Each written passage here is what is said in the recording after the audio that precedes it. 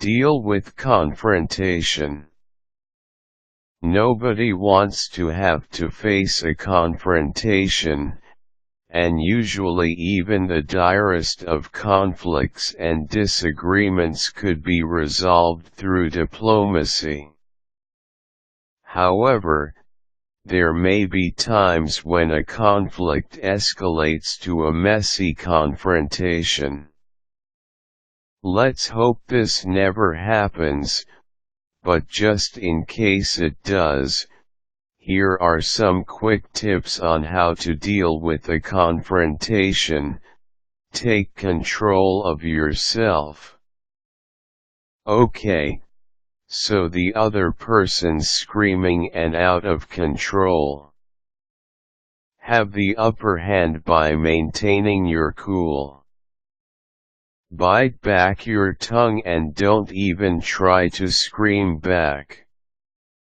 Remember, the worst scenario during a confrontation is if you both end up screaming at each other and if the verbal attacks lead to physical violence.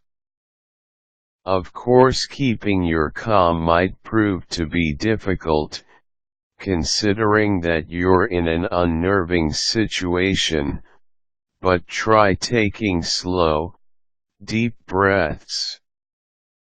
This helps slow down your heartbeat and lower your blood pressure.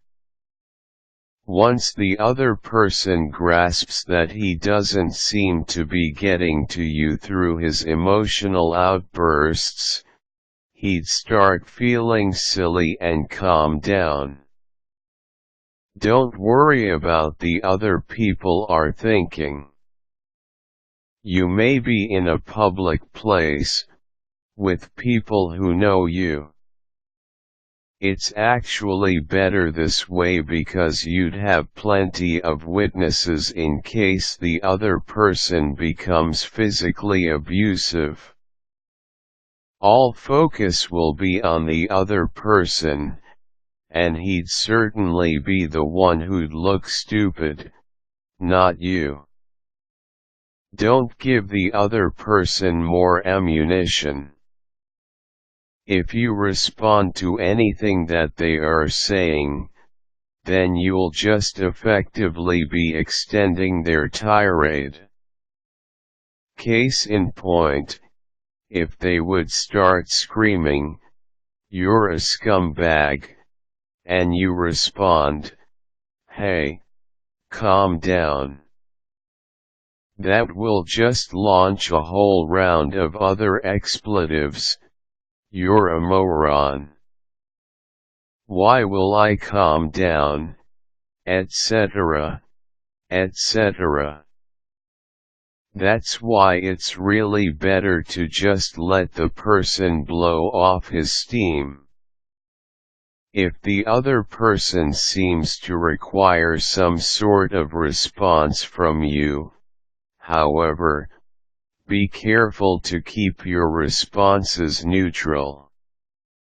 You can just nod, and show that you are listening.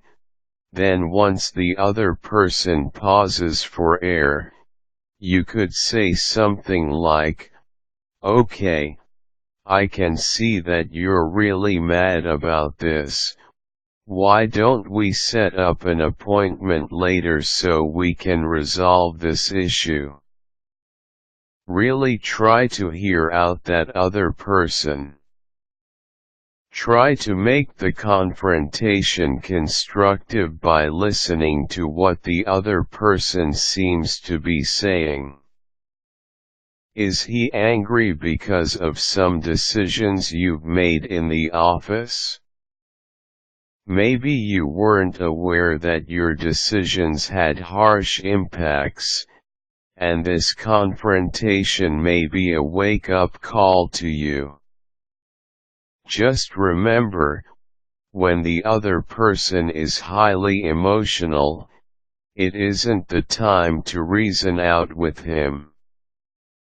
All you need to do at this point is to listen and consider where all this emotion is coming from. Keep your word. When you successfully manage to calm the other person down and you've promised to see him later for a much more professional discussion, do remember to keep this appointment. Otherwise you'd better be expecting a much louder confrontation, and this time it'd be harder to convince him to calm down. There you have it. These are just some of the ways to deal with confrontation. Remember, the key here is to keep you cool and to not be infected with the other person's emotions. Good luck.